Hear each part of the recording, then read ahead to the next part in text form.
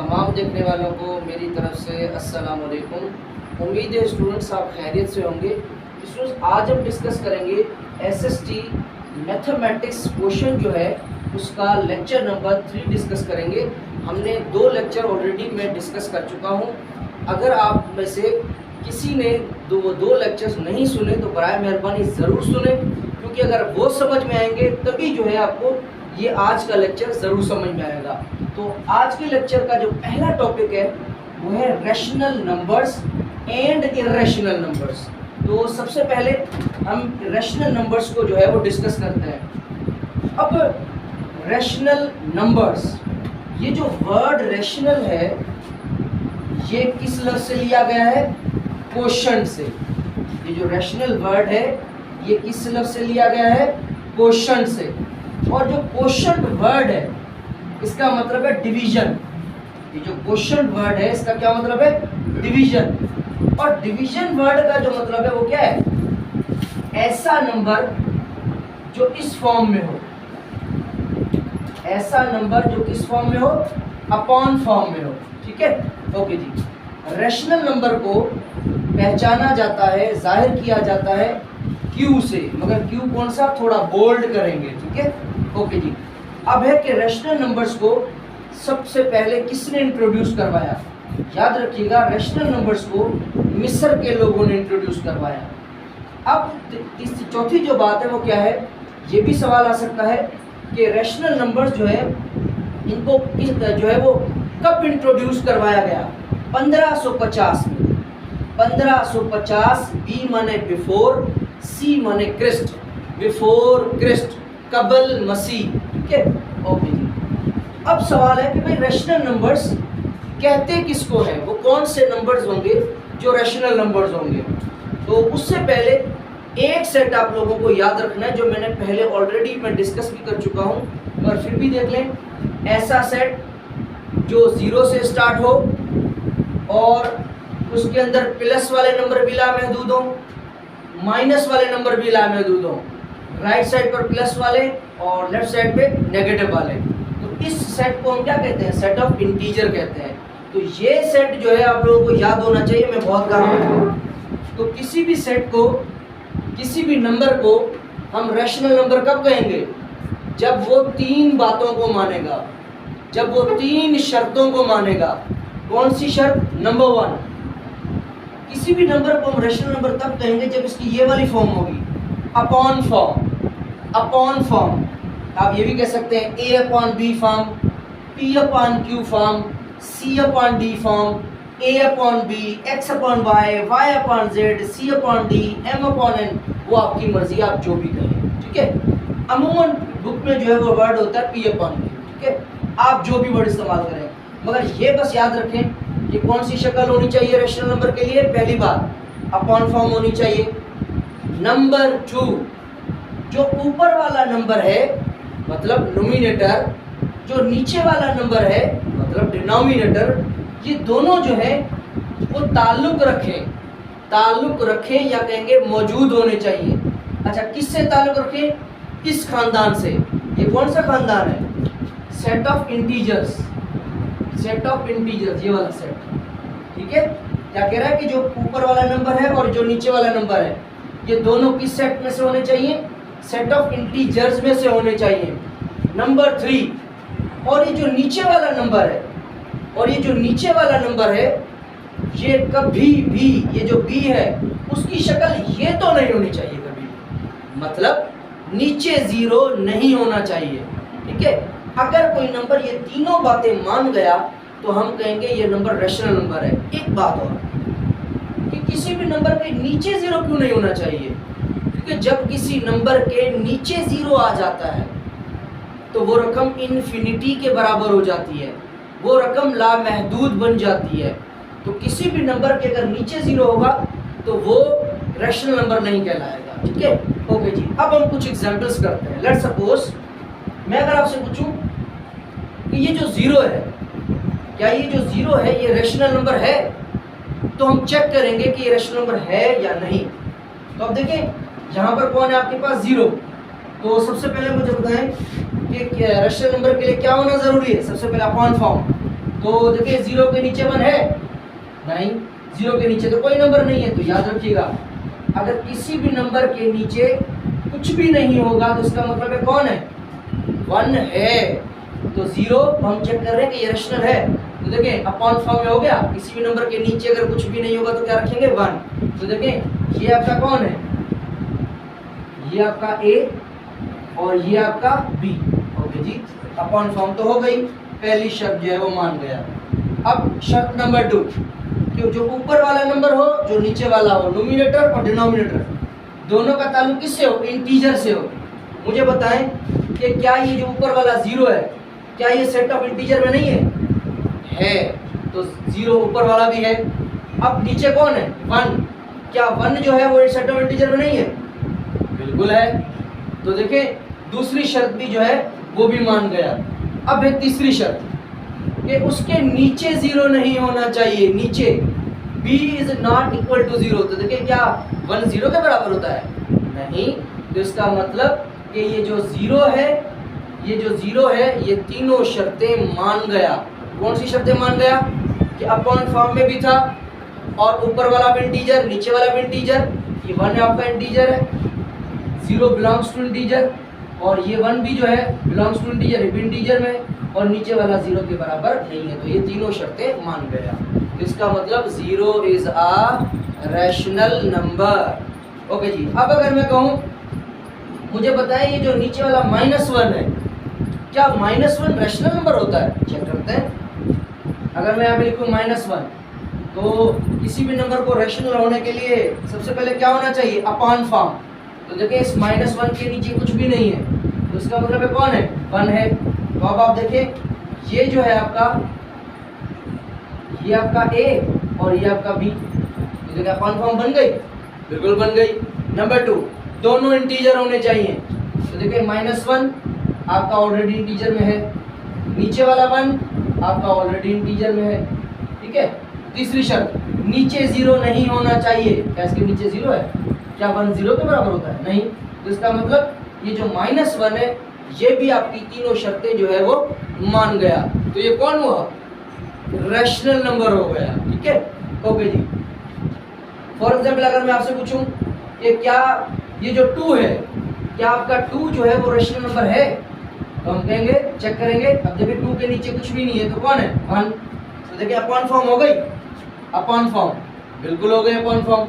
Number 2, ऊपर वाला भी इंटीजर होना चाहिए, नीचे वाला भी इंटीजर होना चाहिए। तो 2 देखिए ऑलरेडी इंटीजर में है, ये 1 भी आपका इंटीजर में है, अपॉन फॉर्म भी हो गई, दोनों इंटीजर भी हो गए। नंबर 3, नीचे वाला 0 नहीं होना चाहिए। तो क्या नीचे वाला 0 है? नहीं। तो इसका मतलब 2 भी कौन है, ये आपका 2 भी जो है वो कौन है, आपका रैशनल नंबर है, सही है। ओके जी, उसके अलावा अगर मैं ये वाला एग्जाम्पल आप लोगों से पूछूं कि भाई मुझे बताएं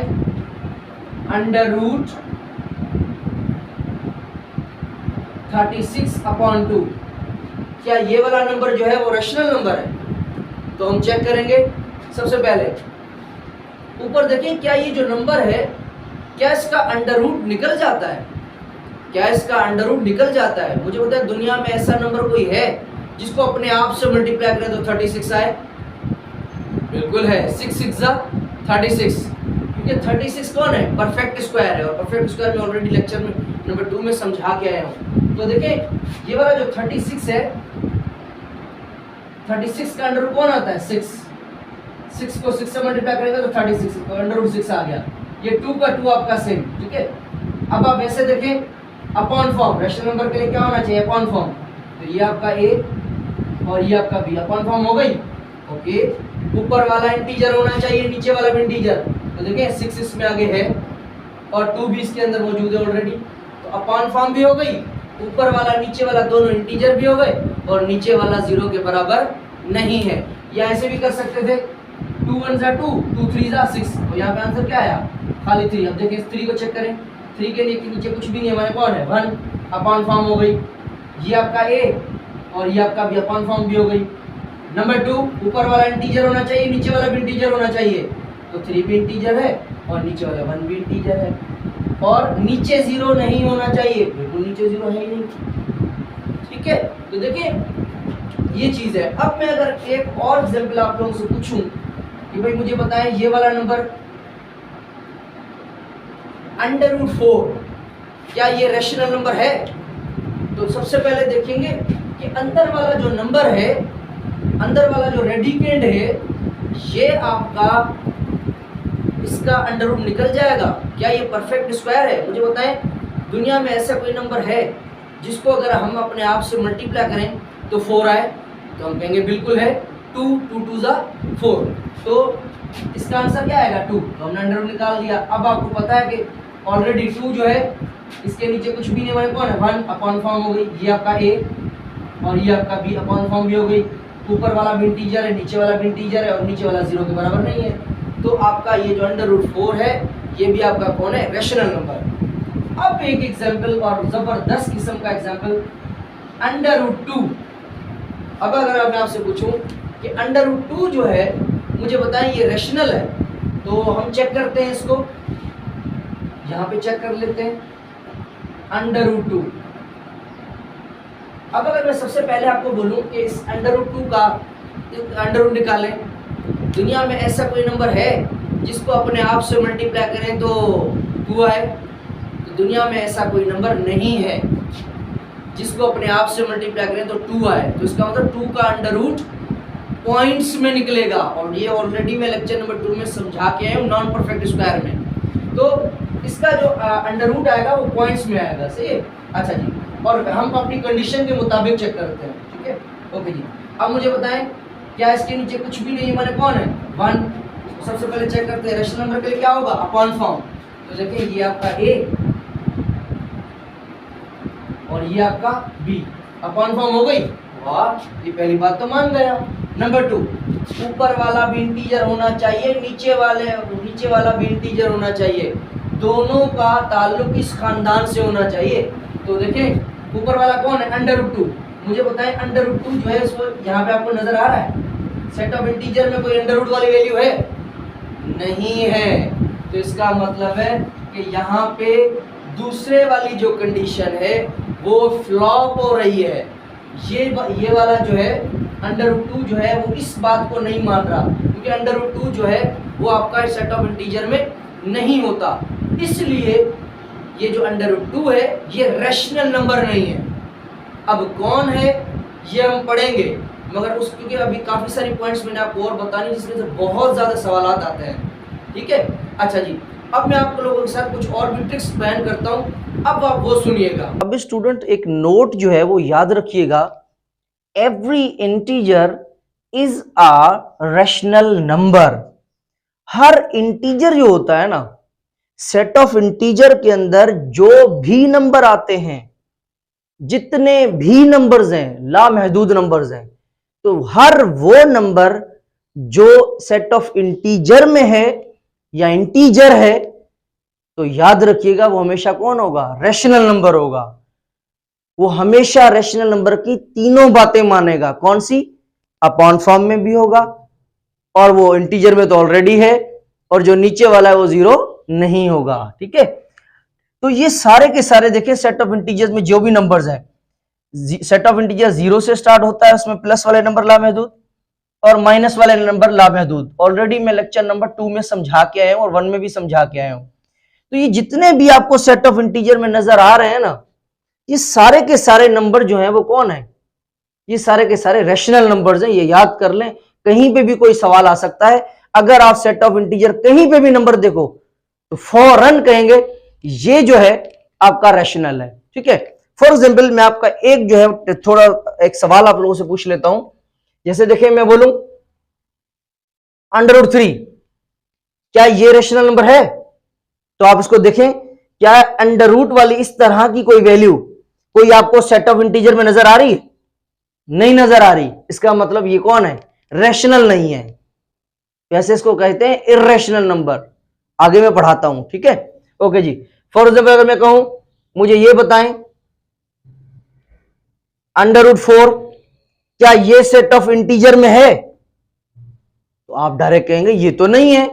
मगर आप एक बात ध्यान में रखिएगा, जब आपकी कोई वैल्यू अंडर रूट के अंदर हो तो पहले देखिएगा कि क्या उसका अंडर रूट निकल सकता है।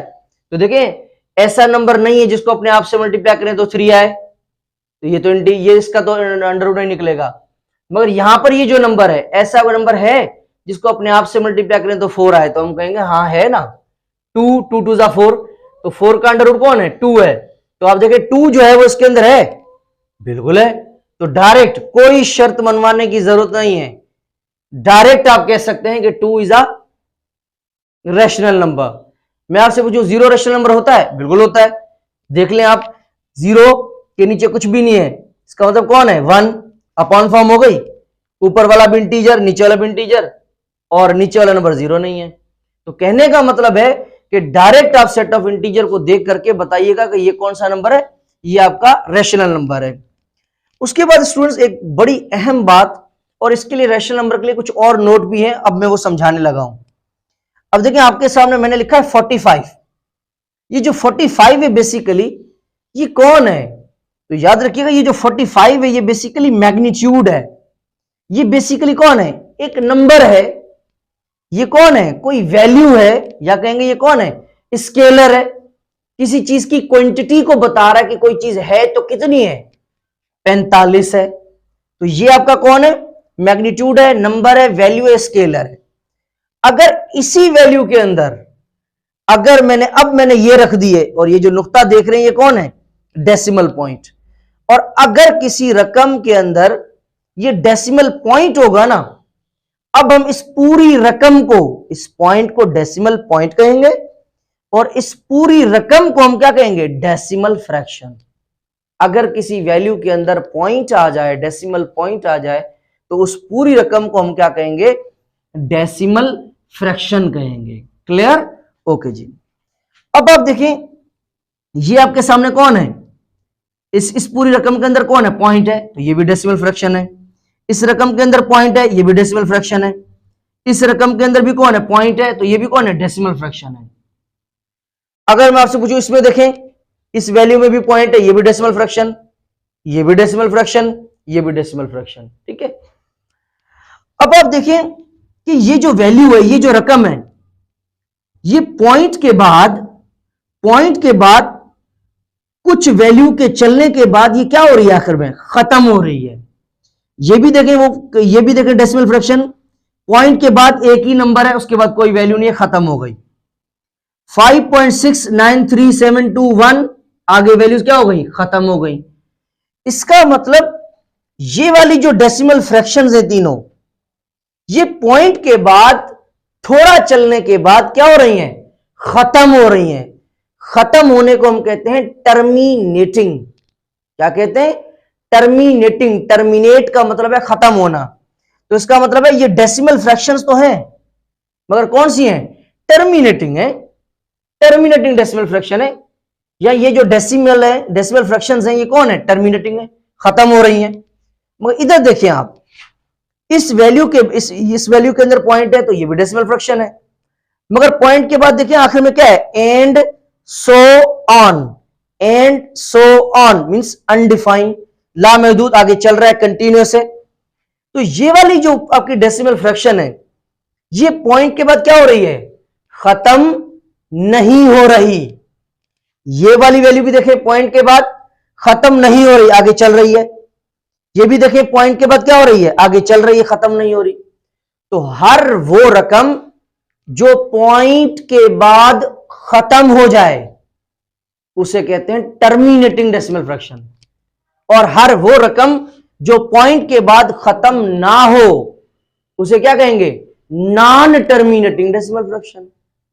ठीक है, उम्मीद करता हूं यहां तक आप लोगों को जरूर समझ में आया होगा। अगर कोई चीज नहीं आई तो आप थोड़ा इसको रिवर्स कर लें। ठीक है, अब हम समझते हैं कि अगर फर्ज करें हमें कोई नंबर बंदा कोई दे दे, फॉर एग्जाम्पल एग्जाम में सवाल आ जाए कि भाई 4.9265 या ये वाली रकम दे दे, या ये वाली रकम दे दे, या कोई और रकम दे दे, मगर वो रकम पॉइंट के बाद क्या हो जाए, खत्म हो रही है, और आपको कहे कि बताओ ये रैशनल है या कुछ और है, तो आप कैसे बताएंगे। तो अब आप पहला नोट याद कर लें, हर वो रकम, हर वो वैल्यू जो पॉइंट के बाद खत्म हो जाए, कुछ चलने के बाद क्या हो जाए, खत्म हो जाए, हर वो रकम जो पॉइंट के बाद क्या हो जाए, खत्म हो जाए, टर्मिनेट हो जाए। याद रखें, ऑलवेज रैशनल, ऑलवेज रैशनल। हर वो रकम जो पॉइंट के बाद खत्म हो जाती है, हम उसे हमेशा क्या कहेंगे, रैशनल नंबर कहेंगे। ये आप याद कर लें, ये आपको बहुत नोट काम आएगा। ठीक है, ओके जी। अब ये रकम देखें, पॉइंट के बाद क्या खत्म हो रही है, अगर खत्म होती तो हम कहते हैं ये जो तीनों वैल्यूज है ना, ये रैशनल है। मगर ये पॉइंट के बाद खत्म नहीं हो रही तो ये रैशनल नहीं है, फिर उनको क्या कहेंगे, इर्रेशनल, इर्रेशनल। अब हम उसको भी ज्यादा समझते हैं, वो भी समझाता हूं। ठीक है, तो यहां तक उम्मीद करता हूं समझ में आ गया। अब हम चलते हैं कुछ और जो है वो इंपॉर्टेंट पॉइंट्स पर। अब स्टूडेंट्स देखें कि हमारे पास क्या है कि एक दूसरी डेसिमल फ्रैक्शन है। अब देखें इस पूरी वैल्यू के अंदर आपको क्या नजर आ रहा है, पॉइंट नजर आ रहा है। तो हर वो रकम जिसके अंदर पॉइंट हो, तो मैंने बताया था कि उसे हम क्या कहते हैं, डेसिमल फ्रैक्शन कहते हैं। मगर देखिए ये जो डेसिमल फ्रैक्शन है ये क्या हो रही है, आगे चलती जा रही है, खत्म नहीं हो रही। तो इसका मतलब है इस डेसिमल फ्रैक्शन के अंदर दो खासियतें हैं। नंबर वन कि एक तो ये खत्म नहीं हो रही, उसके बाद आप ये डिजिट्स देखें कि यहां पे कौन है 26, दोबारा देखें कौन है 26, दोबारा देखें कौन है 26। इसका मतलब है कि इसके आगे वाली जो वैल्यूज होंगी उसमें भी बार बार कौन आएगा 26, 26, 26, 26, 26। इसका मतलब है कि ये जो डेसिमल फ्रैक्शन है ये पॉइंट के बाद एक तो खत्म भी नहीं हो रही, मगर पॉइंट के बाद जो डिजिट्स हैं वो बार बार क्या हो रहे हैं, रिपीट हो रहे हैं, बार बार अगेन एंड अगेन, दोबारा दोबारा आ रहे हैं। तो इसे कहते हैं, कोई वैल्यू अगर पॉइंट के बाद बार बार दोबारा आती है तो हम उसे कहते हैं रिकरिंग। रिकरिंग का मतलब होता है रिपीट होना। ठीक है, ओके जी। अगर थोड़ा नीचे इसको देखें, इसमें देखिए पॉइंट के बाद कौन है 6, अगेन देखें 6, फिर दोबारा 6, अगेन 6, दोबारा 6 और आगे, और जो आगे भी वैल्यूज होंगी उसमें भी कौन होगा, बार बार 6 होगा। इसका मतलब इस पूरी रकम में कौन है, पॉइंट, डेसिमल फ्रैक्शन। मगर ये खत्म नहीं हो रही तो नॉन टर्मिनेटिंग है, खत्म होती तो टर्मिनेटिंग कहते, पर ये खत्म नहीं हो रही तो माने नॉन टर्मिनेटिंग। मगर खूबी कौन सी है कि इसमें पॉइंट के बाद नंबर क्या हो रहे हैं, रिपीट। इसमें भी आप देखें पॉइंट के बाद नंबर क्या हो रहे हैं, पॉइंट के बाद बार बार नंबर क्या हो रहे हैं, रिपीट हो रहे हैं। तो ऐसी रकम जो पॉइंट के बाद खत्म भी ना हो, बार बार रिपीट हो, बार बार रिपीट हो, बार बार रिपीट हो, बार बार रिपीट हो, तो ऐसी रकम को हम यहां पर क्या कहेंगे कि ये कौन है। एक सबसे पहली बात नॉन टर्मिनेटिंग है, माने ये जो वैल्यू है ये क्या हो रही है, खत्म नहीं हो रही, नॉन टर्मिनेटिंग। एक तो खत्म भी नहीं हो रही मगर पॉइंट के बाद बार क्या हो रही है, रिपीट हो रही है।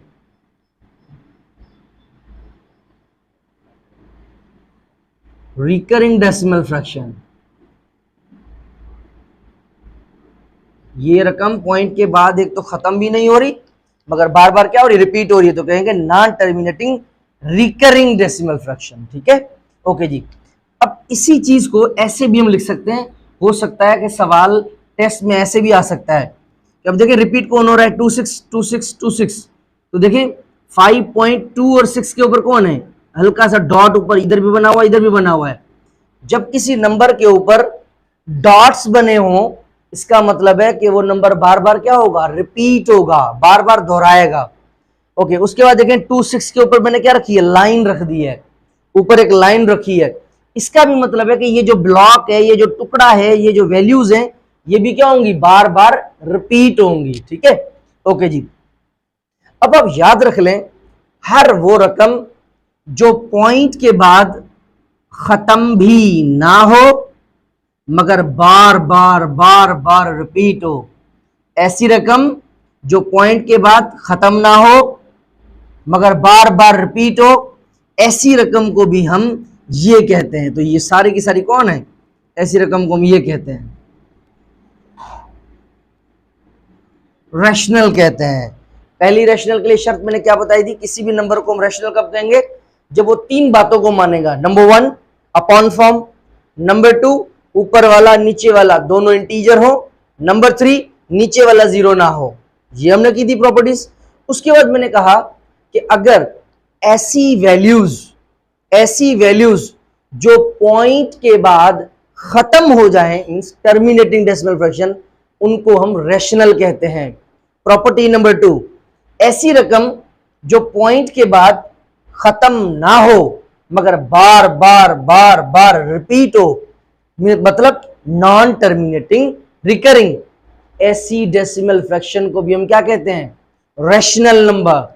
उसके अलावा तीसरी बात मैंने कहा था कि रैशनल नंबर की एक ट्रिक है कि याद रख लें कि हर इंटीजर सेट जो होता है ना, वो कौन होता है, रैशनल नंबर्स होता है। ठीक है, हर इंटीजर रैशनल है। अगर जहां भी आपको इंटीजर नजर आ जाए आप कहेंगे ये रैशनल है। ठीक है, ओके जी। उसके अलावा रैशनल नंबर की जो बिल्डर फॉर्म में डेफिनेशन है वो ऐसे होगी, कैसे, गौर से सुनिएगा।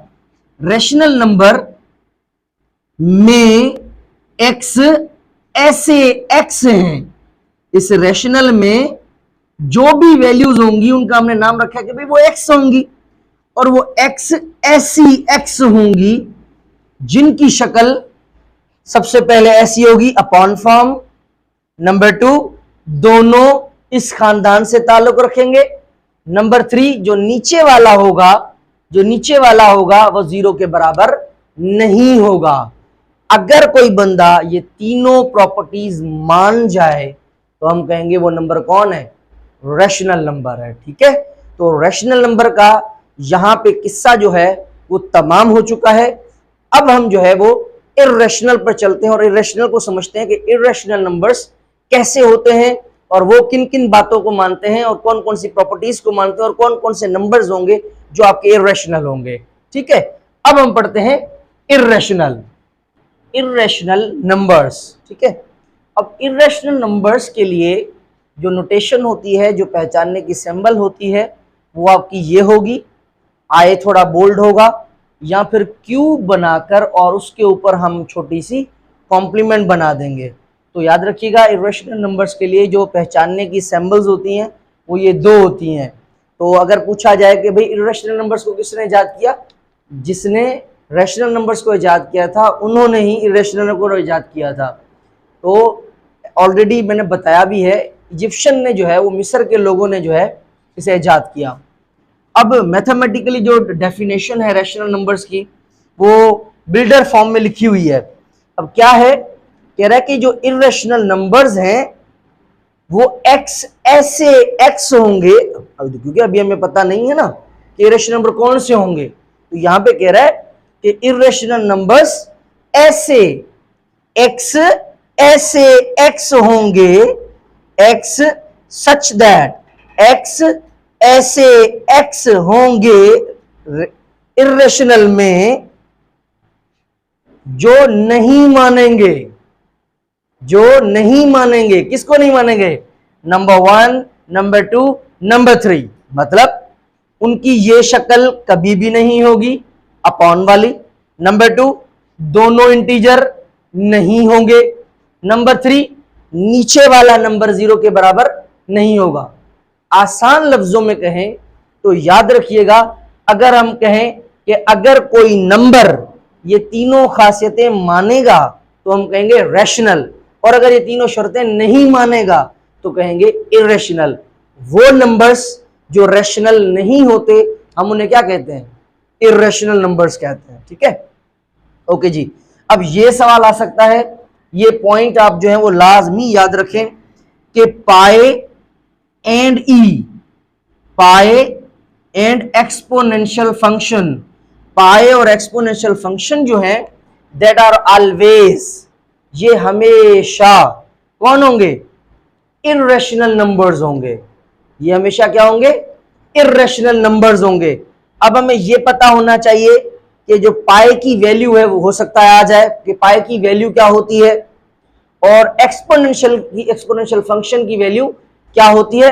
आप देख सकते हैं कि मैंने सामने लिख दी है, ये वैल्यू जो है आप याद कर लें। ठीक है, पाई की भी याद कर लें और एक्सपोनेंशियल की फंक्शन की भी वैल्यू याद कर लें, मगर ये याद रखिएगा ये दोनों जो है ये हमेशा कौन होंगे, इर्रेशनल नंबर्स होंगे, ठीक है।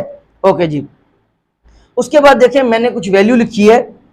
अब देखिए ये जो रकम है, सबसे पहली बात कि इसके अंदर पॉइंट है तो माने डेसिमल फ्रैक्शन है।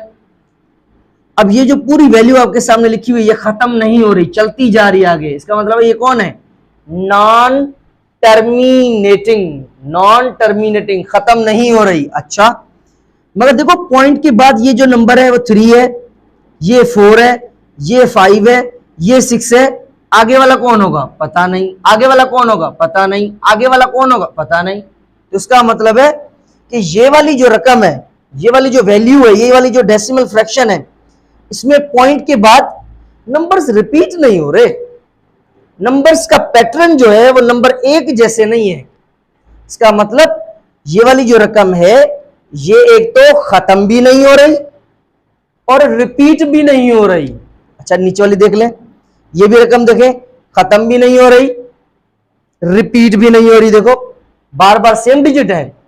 जिस तरह पहले वाले में मैंने आपको लिख के दिखाया था, क्या इसमें सेम वैल्यूज है, नहीं, देखो ये डिफरेंट है, ये डिफरेंट है, ये डिफरेंट। इसका मतलब है आगे वाली जो वैल्यू होगी वो भी क्या होगी, डिफरेंट। ओके, ये वाली देख लें, ये भी खत्म नहीं हो रही और इसमें भी जो नंबर्स हैं वो बार बार रिपीट नहीं हो रहे। तो इसका मतलब है ये जो तीनों मैंने रकमें रखी हैं ये रकमें खास रकमें हैं। कैसी कि ये पॉइंट के बाद एक तो खत्म भी नहीं हो रही और रिपीट भी नहीं हो रही, तो इनको कहेंगे ये वाली जो वैल्यूज है वो कौन है, नॉन टर्मिनेटिंग, नॉन टर्मिनेटिंग, खत्म नहीं हो रही, रिपीट भी नहीं हो रही, non terminating, non recurring, non terminating, non recurring decimal fraction, non terminating, non recurring decimal fraction.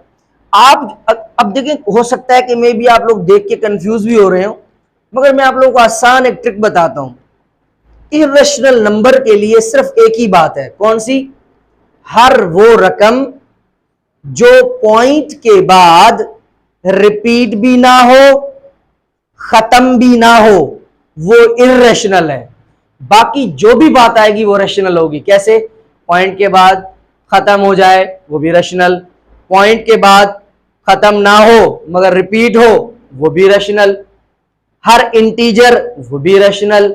Irrational के लिए सिर्फ एक ही बात है, कौन सी, कि अगर कोई रकम डेसिमल फ्रैक्शन में होगी तो हर वो रकम जो पॉइंट के बाद खत्म भी ना हो और रिपीट भी ना हो, बार बार ना दोहराए, तो ऐसी रकम को हम क्या कहते हैं, इर्रेशनल नंबर। ठीक है, तो ये आपकी कौन है, नॉन टर्मिनेटिंग, नॉन रिकरिंग हमेशा क्या होती है, आपकी इर्रेशनल होती है। ये आप जो है वो याद कर लें, ये आप लोगों के लिए एक नोटेबल पॉइंट है। ठीक है, और बहुत ही इंपॉर्टेंट पॉइंट है। और इसके लिए मजीद में अगर कहूं तो ये वाली बात जो है वो बहुत ही जबरदस्त किस्म की होगी।